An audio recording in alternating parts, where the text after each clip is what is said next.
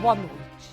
O Partido Democratas já definiu as suas preferências com o PSDB na corrida presidencial e apoio à candidatura de Geraldo Alckmin à reeleição ao governo de São Paulo. Hora do voto recebe hoje o vice-presidente nacional do DEM, o deputado federal Rodrigo Garcia, que já foi deputado estadual por 3 legislaturas, presidente da Assembleia Legislativa de São Paulo, secretário da Prefeitura Paulista e também secretário de Estado no governo de São Paulo.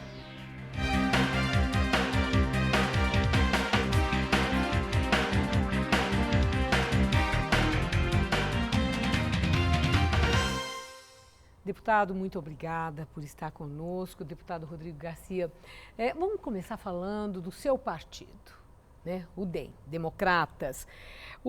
Descrevendo o perfil do DEM, nós podemos dizer que o DEM é uma repaginação do PFL para uma adequação às exigências dos tempos modernos? Olha, eu diria, Maria Lídia, primeiro agradecendo o seu convite da TV Gazeta de poder conversar um pouco sobre o cenário político, que o Democratas é sim o sucessor do Partido da Frente Liberal, que foi criado na década de 80 para viabilizar a eleição de Tancredo Neves no colégio eleitoral. O PFL era uma dissidência do PDS que viabilizou Tancredo Neves candidato a presidente em 1984. Portanto, ele segue os mesmos princípios, naturalmente, num Brasil diferente. Num Brasil que naquela época se começava a pensar na redemocratização e hoje tem uma democracia consolidada. Então, o Democratas é um partido de centro, né, que defende teses liberais na economia, mas que sabe da importância da intervenção do Estado na área social, em programas que dão, de alguma maneira, condição da população de baixa renda poder sobreviver, mas principalmente em programas que emancipem essas famílias para que elas caminhem com as próprias pernas. Deputado, o DEM começou saudável, um partido naquele momento, inclusive, vigoroso, com representação política e uma oposição combativa. Entretanto, o DEM enfrentou dificuldades, enfrentou embates e entrou num processo de progressiva fragilização. Houve o tal do que chamaram de mensalão do DEM, com José Roberto Arruda no Distrito Federal. Houve também o problema, aquele escândalo que acabou com o combativo Demóstenes Torres. Aquilo então ocupou páginas e páginas da imprensa nacional. E tudo isso, é claro, atingiu o partido. Mas, por outro lado, também o DEM sofreu um golpe com a dissidência do Kassab, que criou o PSD e levou muita gente. De tudo isso que eu mencionei, o que foi assim, o fator mais corrosivo no DEM, para que o DEM ficasse abalado como chegou a ficar? Olha, Marília, eu acho que principalmente a falta de coerência dos políticos no Brasil, né? O DEM é um partido oriundo do PFL, que teve grandes bancadas federais, estaduais, né? E que sofreu, enfim, como todo partido, problemas. Teve uma postura diferente, por exemplo, da postura do PT. Todos os nossos filiados que comprovadamente se envolveram em escândalos de corrupção, o Democratas foi o primeiro partido a colocar para fora. Seja José Roberto Arruda, seja Demóstenes Torres, diferente, por exemplo, do PT, que abriga os seus filiados que têm problemas na justiça. Isso foi uma forma do DEM se diferenciar, dizendo, olha, o nosso partido é um partido grande, quando nós temos filiados que se envolvem em problemas e que são comprovados pela justiça, o DEM não tem nenhum temor de colocá-los para fora. Além disso, nós tivemos, como você colocou, uma dissidência do então prefeito Kassab, que legitimamente criou um novo partido. Ficaram no DEM aqueles deputados, aqueles filiados que, de alguma maneira, por sua convicção, se colocaram contra uma adesão ao governo federal, portanto, coerentemente conforme as eleições. O DEM sempre, quando ganhou as eleições, Maria Lídia, governou o país. Sempre quando perdeu, foi para a oposição. Infelizmente, a oposição nesses últimos anos foi massacrada pelo governo federal, seja com a criação de novos partidos, seja com a busca incessante por adesão de deputados ao atual governo. Nós tínhamos uma oposição de 130, 140 deputados federais, hoje ela se resume a 60. Né? Então eu diria que ficou no DEM a sua essência, aqueles deputados, aqueles filiados que têm coerência, que têm uma história de serviços prestados e que, de alguma maneira, disputando eleições, o partido é menor do que era hoje, mas ainda ocupa um lugar de destaque, seja na oposição ao governo federal, seja no trabalho, no dia a dia dos seus filiados. Mas o DEM ainda é um partido competitivo? Sem dúvida. Hoje nós somos o 7º partido em tempo de televisão e em número de deputados federais e temos o objetivo de crescer a bancada agora nessas eleições, né? Estamos alinhados ao PSDB. Isso todos os partidos têm, né? Sim, mas de maneira muito concreta. Nós elegemos 43 deputados federais nas últimas eleições, chegamos a ter 25. Hoje temos 27 deputados federais e devemos eleger entre 30 e 35 deputados federais, que vai nos dar competitividade num país, Maria Lídia, que hoje a pulverização partidária reina. Nós tínhamos no passado, e o PFL já teve 115 deputados federais, né? 4, 5 partidos que davam a maioria no Congresso Nacional se unidos. Hoje você precisa de 10, 12 partidos para terem a maioria. Isso é a fragilidade do sistema partidário brasileiro e isso mostra a necessidade de uma reforma política, porque não é possível você conviver no país com mais de 30 partidos, né, e com tantos outros que a gente tem conhecimento hoje, Maria Lídia, que estão colhendo assinaturas para se tornarem partidos no Brasil. Então, o Democratas é um partido médio, e mais um partido que tem na sua essência coerência e bons quadros. Acredita que o surgimento do PSD foi uma magistral articulação do governo federal para exatamente esvaziar a oposição que estava incomodando? Aí aparece um partido que é mais comportado e que dava para negociar, como acabou negociando e tem ministro? Olha, Maria Lídia, se não foi a concepção do governo federal, ele foi o grande beneficiário. Porque na prática... Mas acha que ele foi o artífice? Eu acho que ele participou em algum momento disso, né? Porque, de alguma maneira, se você observar os dois partidos que registraram no Tribunal Regional os seus registros, tiveram deputados que aderiram a esses partidos, notadamente da oposição, seja do Democrata, seja de outros partidos. O PPS sofreu muito com isso, o próprio PSDB perdeu alguns quadros, né? Ou seja, foi uma reacomodação que serviu ao governo federal. Bom, eu vi que o DEM barrou a candidatura à reeleição da única governadora que tem lá no Rio Grande do Norte. Isso não pode ter um efeito negativo num esvaziamento do DEM? Olha, correr o risco de ficar sem governador? Não, nós vamos eleger o governador da Bahia. Mas, independente disso, cada partido tem uma história dentro do estado. O Rio Grande do Norte é um estado do Nordeste que, de alguma maneira, representa a história do DEM e do PFL. O presidente nacional do nosso partido, o senador José Agripino, é senador pelo Rio Grande do Norte. E o diretório local entendeu por bem não viabilizar a candidatura da governadora, que é uma governadora mal avaliada e não soube traduzir na sua ação de governo as suas propostas de campanha. E o Democratas do Rio Grande do Norte apoia hoje a candidatura do presidente da Câmara, Henrique Alves. Eu acho que cada estado tem a sua história e tem uma razão de determinadas atitudes, né? Hoje tem quantos deputados federais? Hoje nós temos 27 deputados federais, 29 no exercício, né, mas são 27 titulares, e elegeremos uma bancada acima de 30 com toda certeza. Estados que nós não temos representantes, como Espírito Santo, Santa Catarina, Ceará, trarão deputados para o partido no próximo legislatura. E em São Paulo, quantos estaduais? Olha, em São Paulo nós temos uma boa bancada de deputados federais, são 5 deputados, e nós temos 7 deputados estaduais hoje, com uma perspectiva de eleger mais de 10 deputados estaduais nas eleições desse ano. Bom, o senhor enfrentou, aliás, está enfrentando ainda, né? O resultado um embate das denúncias no cartel de trens e metrô em São Paulo. Citaram lá alguns nomes de pessoas que eram ligadas ao governo do PSDB, dentre elas o seu, como tendo sido um articulador e recebidor de propina da empresa da multinacional Siemens. Como é que está essa situação?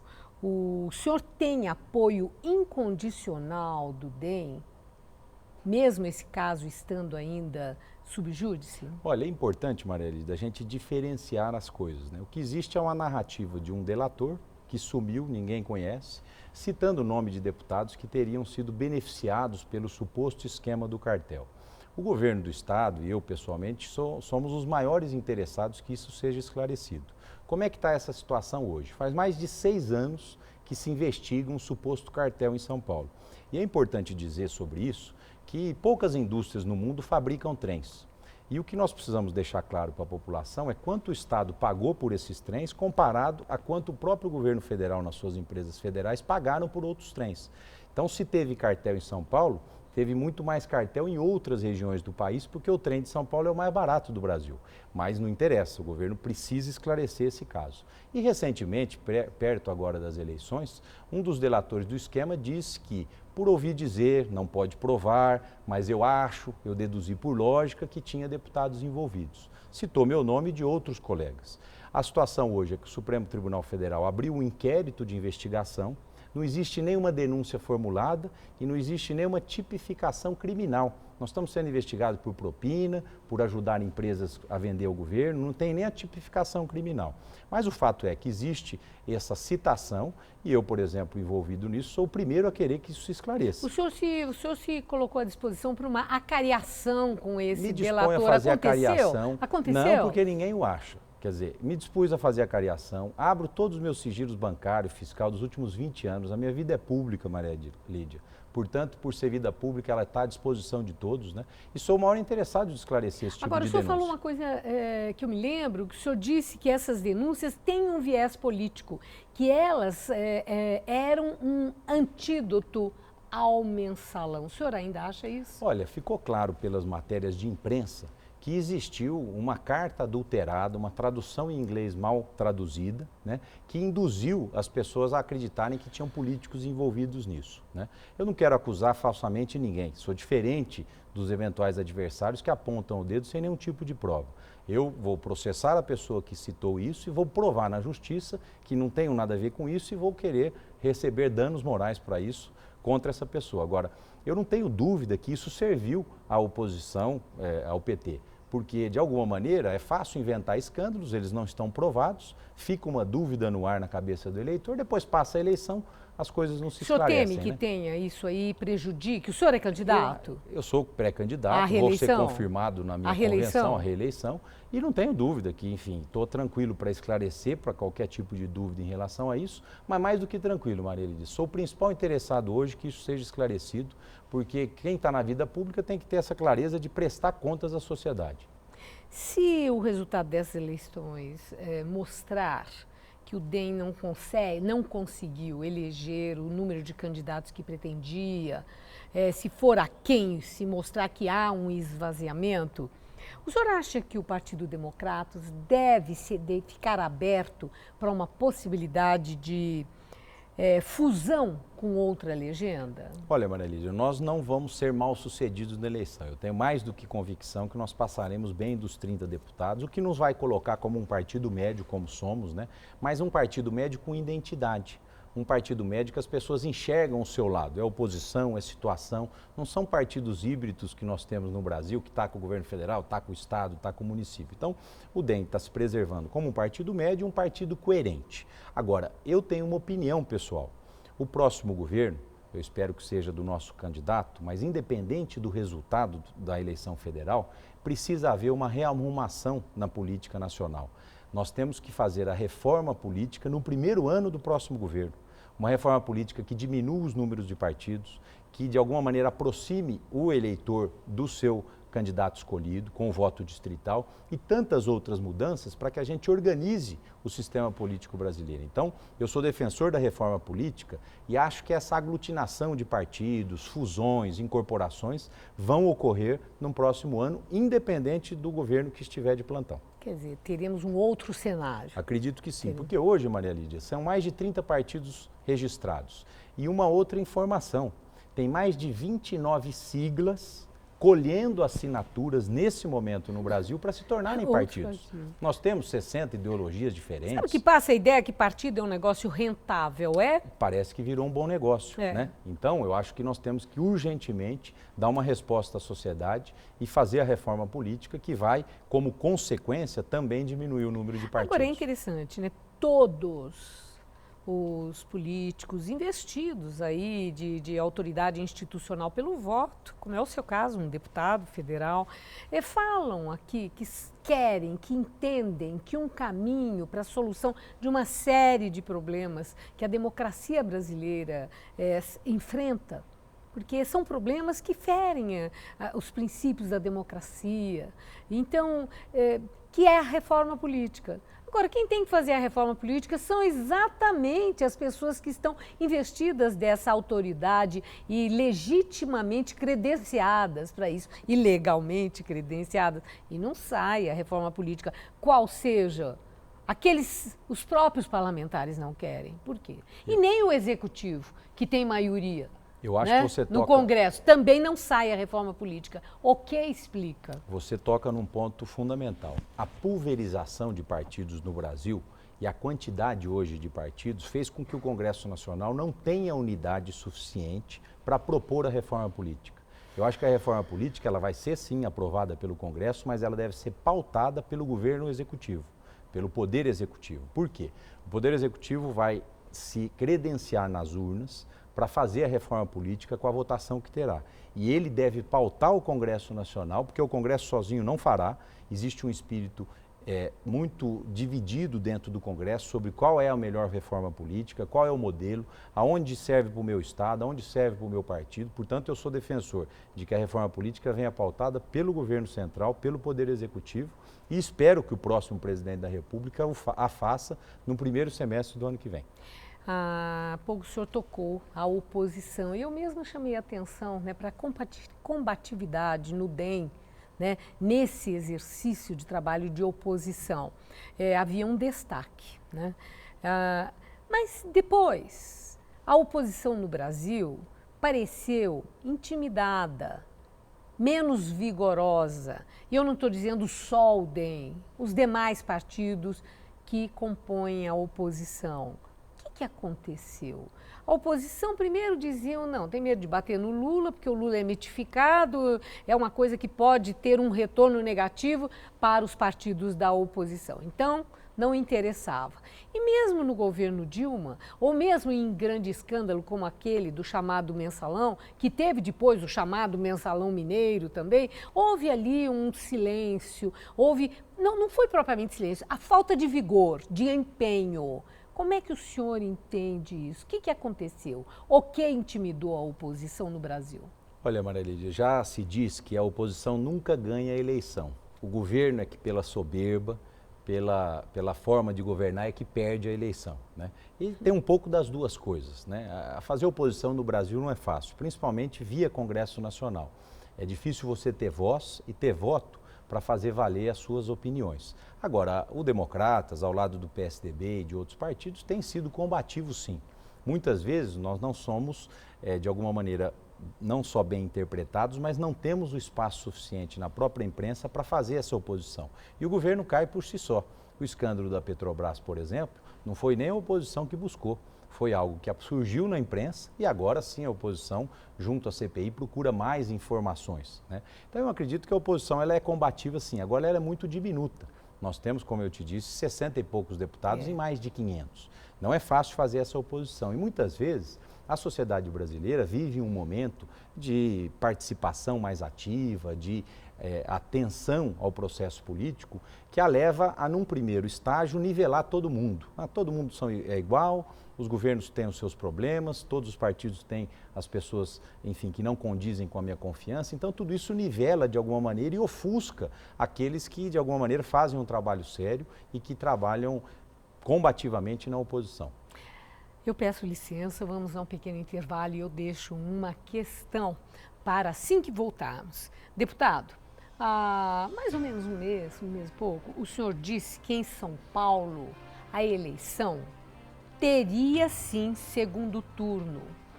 Pelas últimas pesquisas, a Alckmin apareceu aí na última pesquisa da Datafolha com 44% na preferência de voto, podendo levar no primeiro turno. O senhor mantém aquele diagnóstico, aquele prognóstico? Teremos 2 turnos em São Paulo? Um pequeno intervalo. Voltaremos em instantes.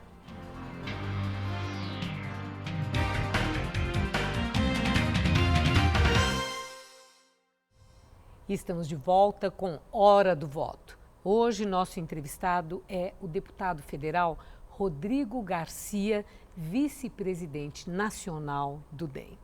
Deputado, aquela questão que eu havia deixado há um mês e pouco, mais ou menos, o senhor havia feito um prognóstico das eleições desse ano em São Paulo, dizendo que nós teríamos segundo turno, que teríamos segundo turno em São Paulo.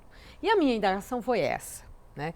Que Alckmin apareceu na última pesquisa da Datafolha com 44% na preferência de voto.